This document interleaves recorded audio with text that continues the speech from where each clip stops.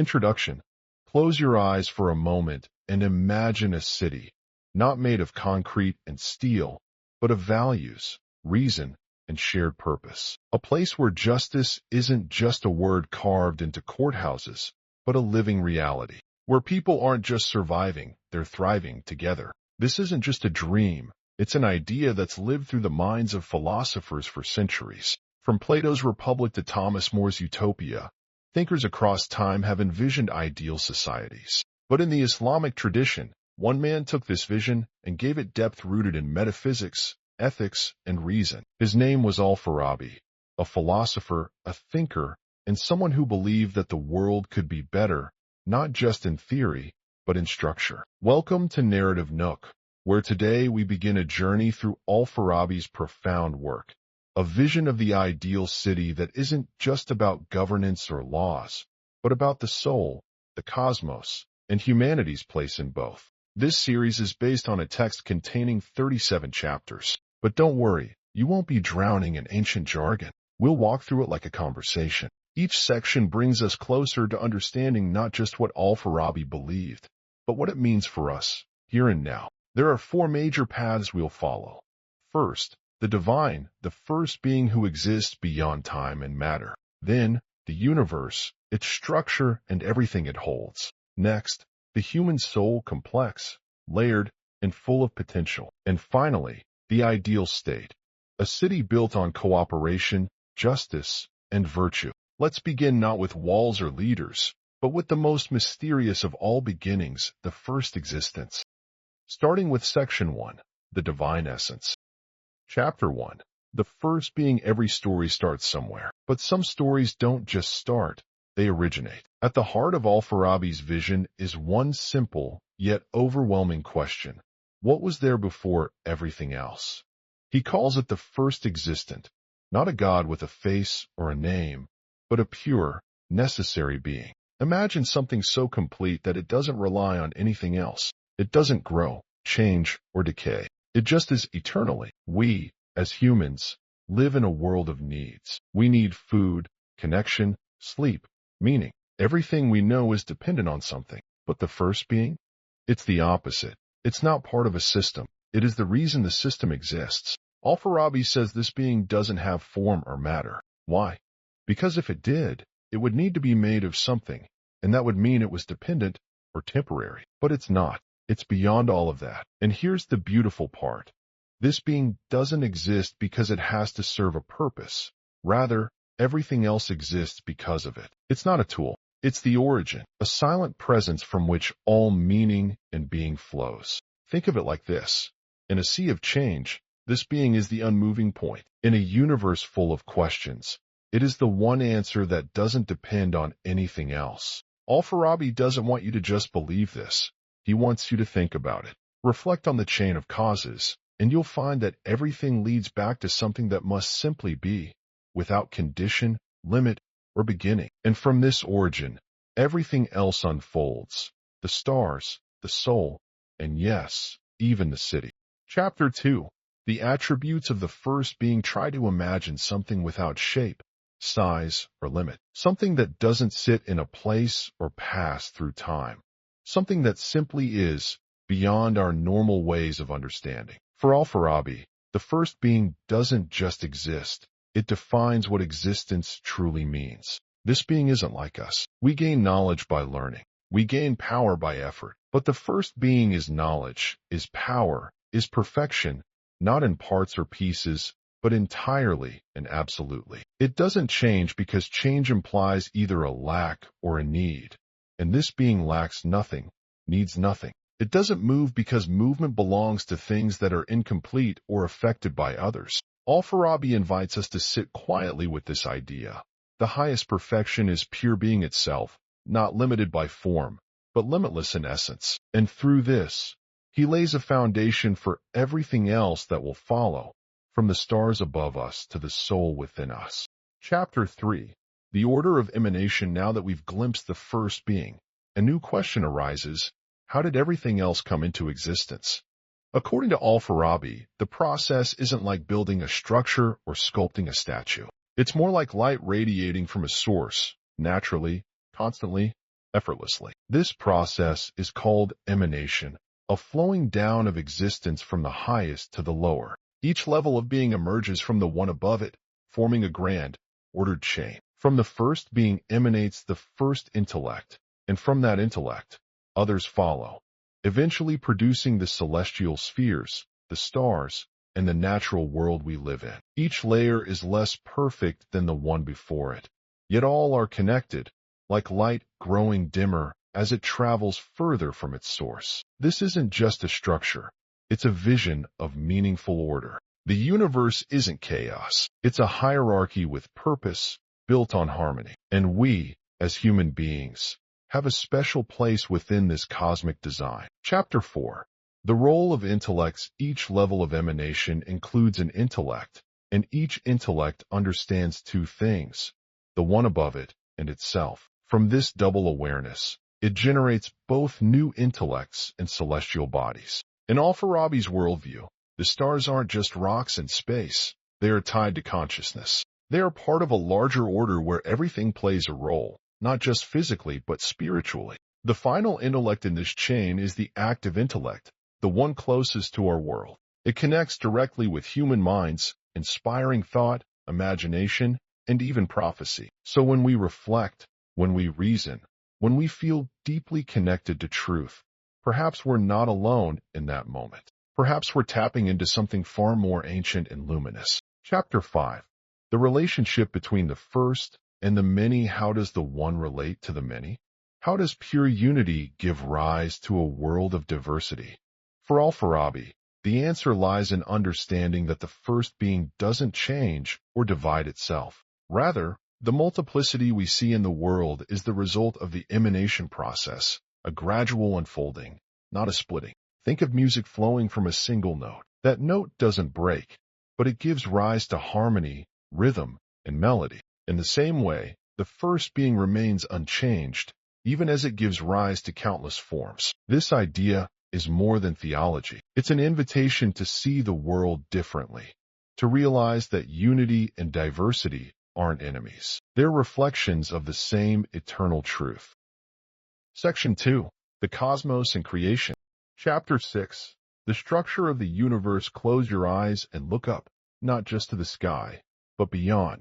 Imagine a universe arranged not randomly, but with precision. Al-Farabi believed the cosmos isn't a chaotic space. It's a well-ordered system, like a grand symphony composed by reason itself. Each level of the universe is arranged in a hierarchy, from the highest celestial spheres to the earthly elements. Everything has its rank. Everything has its function. It's not accidental. It's intentional. The universe is like a great machine, not cold or mechanical, but divine and intelligent.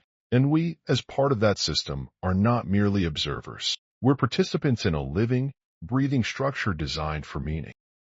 Chapter 7. The Celestial Bodies in Al-Farabi's Cosmos. The stars are not just distant fireballs. They are noble entities, governed by celestial intellects. Each planet, each orbit, it all follows a perfect motion, reflecting a greater mind behind the movement. Why do the stars move in circles?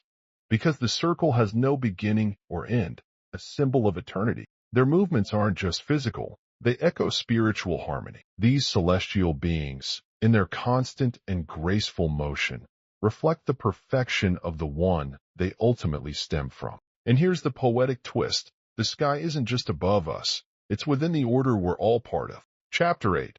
The Four Elements. In the world below the moon, beneath the heavens, lies the world of change, our world. Here, everything is made from four elements: earth, water, air, and fire. These are not just substances. They are principles of motion, transformation, and life. Unlike the celestial realm, which is eternal and unchanging, the sublunar world, that is, everything below the orbit of the moon, is full of decay, birth, death, and regeneration. This is where potential lies. And while it may seem less perfect than the sky, it is vital, because it is here that the human story unfolds. Chapter 9.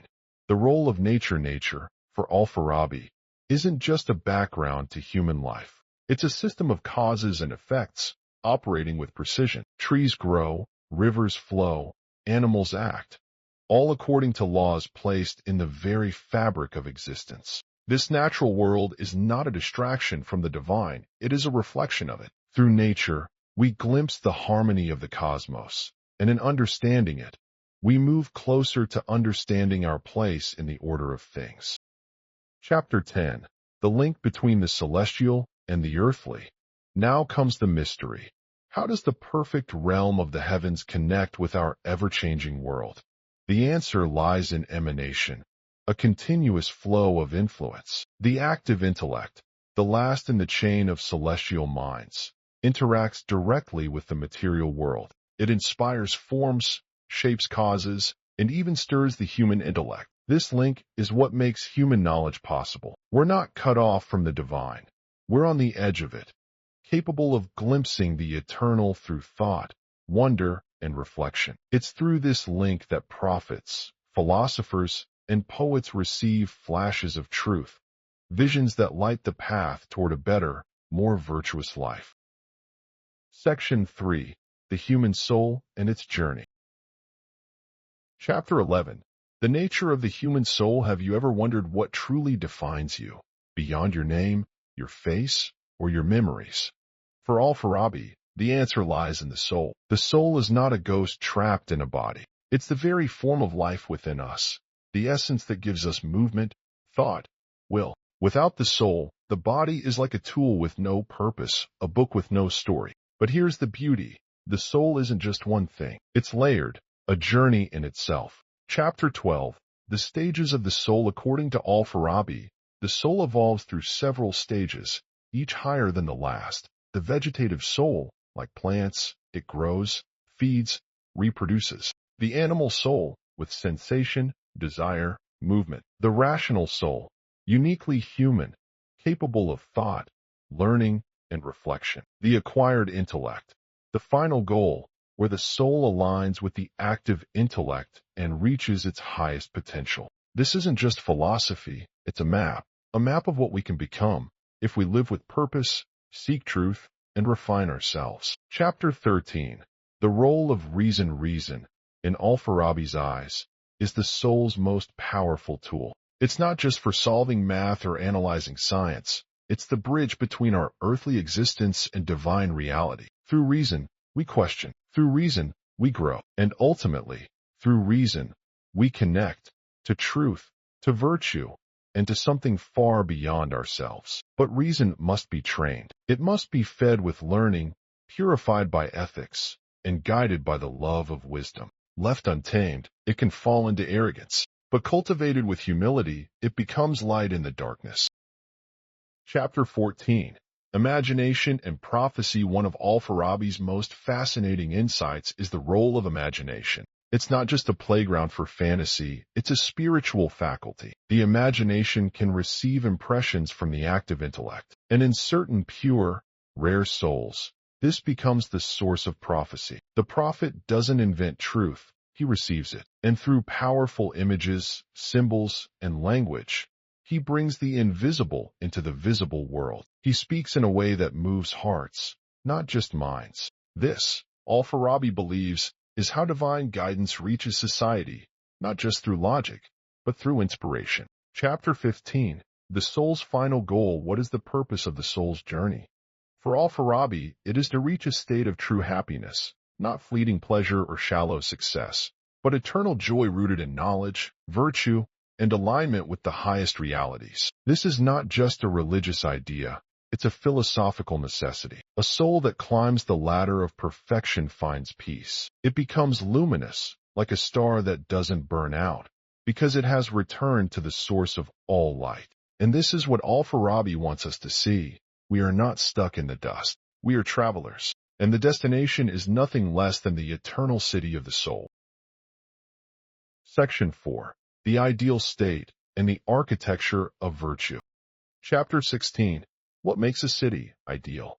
In Al-Farabi's view, a city isn't great because of wealth, armies, or architecture. A city becomes ideal when its people live together in pursuit of the highest human good, true happiness, not just survival. That happiness comes from the perfection of the soul, So an ideal city is one that nurtures the soul. It educates, it uplifts, it protects virtue and suppresses ignorance. It's not about control, it's about cooperation. Each person, each class, each occupation is like an organ in a living body, working in harmony for the health of the whole. Chapter 17. The role of the ruler, but who leads such a city? Al-Farabi doesn't say it's just a king or a commander. He says the ideal ruler is a philosopher king, someone who combines wisdom, justice, courage, and moral excellence. This ruler doesn't serve himself. He serves truth. He guides people not toward blind obedience, but toward understanding and virtue. He is like the sun, not demanding light from others, but giving it freely. This echoes Plato, yes, but Al-Farabi adds something deeper. The ruler should also be spiritually illuminated, almost prophetic, inspired by the active intellect. Chapter 18. The structure of society. The ideal city is structured in layers, not based on wealth or power, but on contribution to the common good. Rulers, who know the truth and guide with wisdom, guardians, who protect and implement justice, producers, who sustain life through crafts, farming, and trade. Each group is important, but harmony comes only when every group accepts its role with virtue and mutual respect. It's not a utopia of equals, it's a moral ecosystem where balance leads to beauty. Chapter 19. The role of education. No city can survive on rules alone. For Al-Farabi, education is the soul of the state. It's not just about reading or numbers, it's about forming character. The youth must be trained in ethics, logic, music, and discipline, not to become obedient machines, but to become fully human. In the ideal city, knowledge isn't a luxury, it's the path to salvation. And the more a person ascends in knowledge and ethics, the more valuable they become to society. Chapter 20. The importance of unity. A city is not just a crowd, it's a unified body. Disunity comes when people forget the goal, true happiness. When selfish desires take over, the city fractures. That's why Al-Farabi emphasizes shared beliefs, shared goals, and spiritual alignment. Religion, in his model, plays a unifying role, not by enforcing dogma, but by translating philosophical truths into symbols the masses can grasp. Prophets speak to the heart, philosophers to the mind, but both must aim for the same truth. Chapter 21. The ignorant cities. Not all cities strive for truth. Al-Farabi warns of ignorant cities, where people live for wealth, pleasure, power, or empty reputation. These cities may look successful from the outside, but inside, they are hollow. The souls within them are disconnected, distracted, and slowly dying. He classifies these flawed cities: the vile city, the errant city, the wicked city, all shaped by desires rather than reason. They cannot last, because they are built on sand, not stone. Chapter 22. The fragile nature of the ideal city. Even the ideal city is not immortal. It depends on the continued virtue of its people and the wisdom of its leaders. If it loses its guide, if truth is replaced with falsehood and wisdom with ego, then decay begins. But hope remains, because even when the city falls, the philosopher's vision survives, waiting to inspire another time, another place, another soul.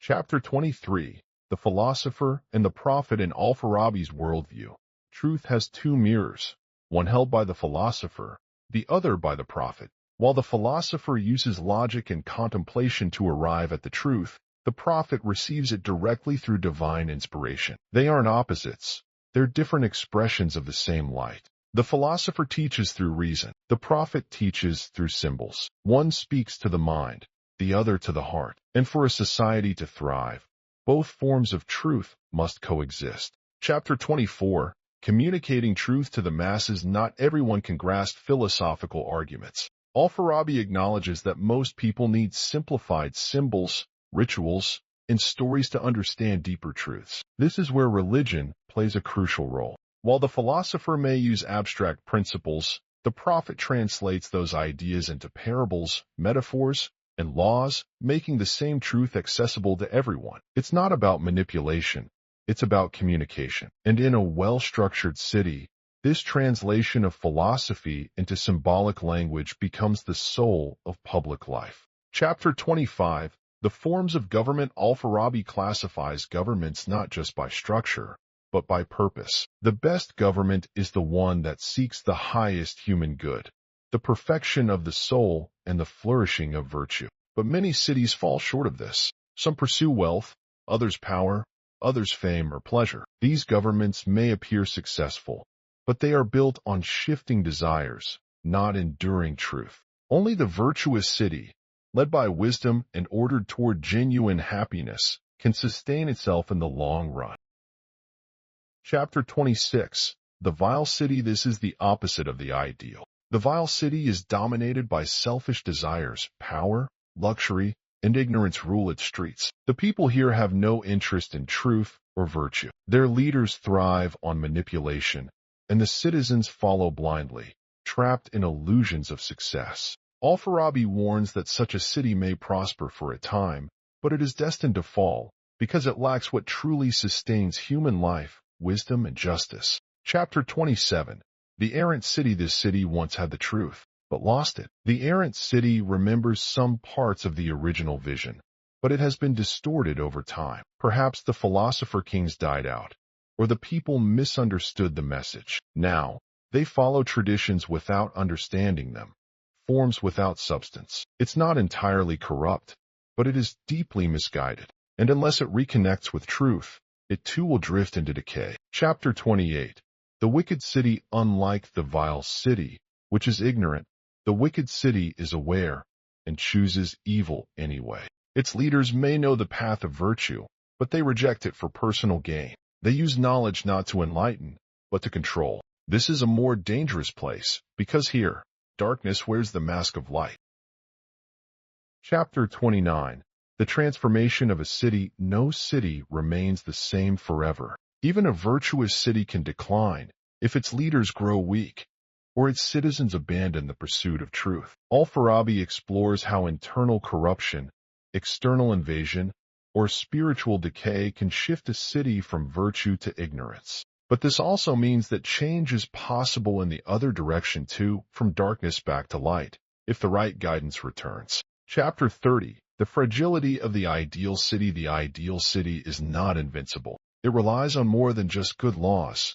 It depends on living virtues in the hearts of its people. If those virtues fade, the structure collapses from within. That's why Al-Farabi emphasizes education, spiritual development, and philosophical leadership, not just for rulers, but for everyone. Chapter 31.